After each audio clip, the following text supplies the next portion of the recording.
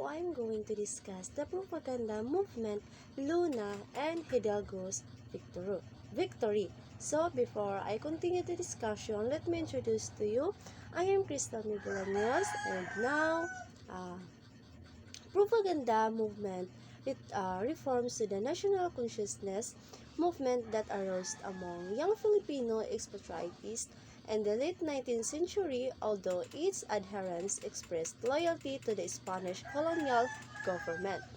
Spanish authorities harshly repressed the movement and executed its most prominent member, Jose Rizal. Public education did not arrive in the Philippines until the 1860s, and then the Roman Catholic Church controlled the curriculum because the Spanish friars made comparatively little effort to inculcate a knowledge of Castilian. Less than one-fifth of those who went to school could read and write Spanish and whoever could speak it. The Filipino populace was thus kept apart from the colonial power that had been ruling it for more than 3 countries. After the construction of the Suez Canal in 1869, sons of the wealthy were sent to Spain and other countries for study.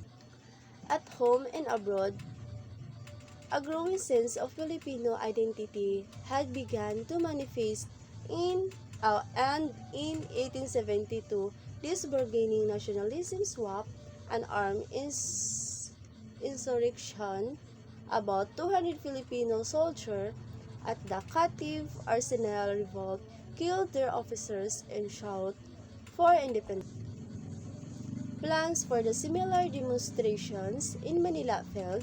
The rebellion of quickly suppressed and led to the wholesale arrest, life imprisonment, and execution of, among others, 3 Filipinos friars.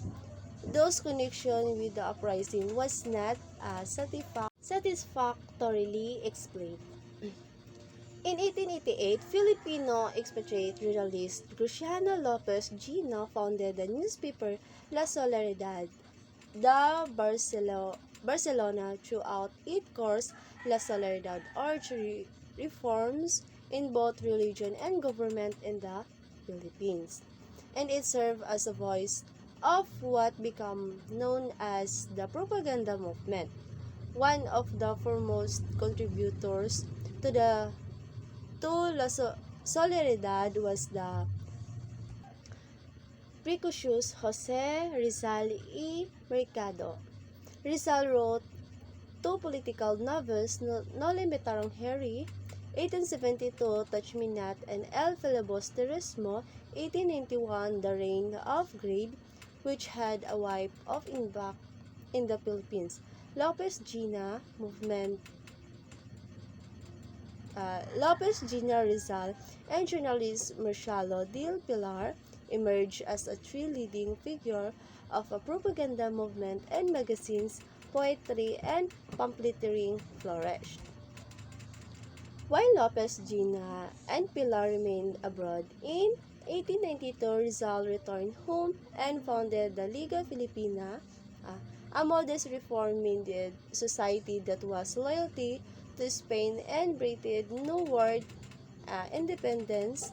As with the captive mutiny, the Spanish authorized overreacted to the perceived threat to their role. They promptly arrested the exiled Rizal to remote island in the south. Meanwhile, within the Philippines, there had developed a firm commitment and to independence among the somewhat less privileged class. Shocked by arrest of Rizal, these activists formed the Katipunan under the leadership of Andres Bonifacio, a self-education warehouseman.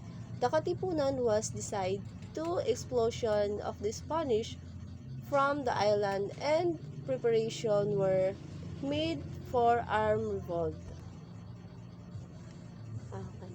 There had been many Filipino rebels throughout the history of Spanish rule, but now, for the first time, they were inspired by nationalist ambition and possessed the education needed to make success a real Pacific Bonifacio issue the Grito di Balintawak, the cry of Balintawak calling for an armed uprising against the Spanish.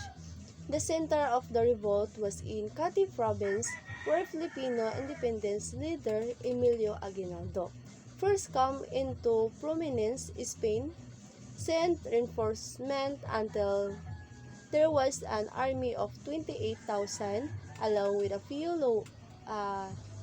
loyal regiments of Filipino soldiers. A stiff campaign of 52 days brought about the defeat of the insurgents. But the Spanish once again endeavored to work against their own interest. Although Rizal had no connection to the uprising of Katipunan, the Spanish military arrested him and, after the partial trial found him guilty of sedition, he was executed by a firing squad in Manila on December 30, 1896.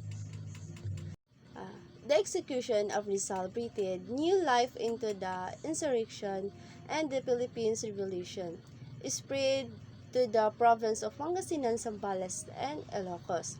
With the destruction of the U.S. battleship Min on February 15, 1898, in the harbor of Havana, Cuba, and the subsequent wave of public indignation, hostilities erupt between Spain and the United States. The exiled Aguinaldo returned to the Philippines on May 19 and announced renewal of the struggle with Spain.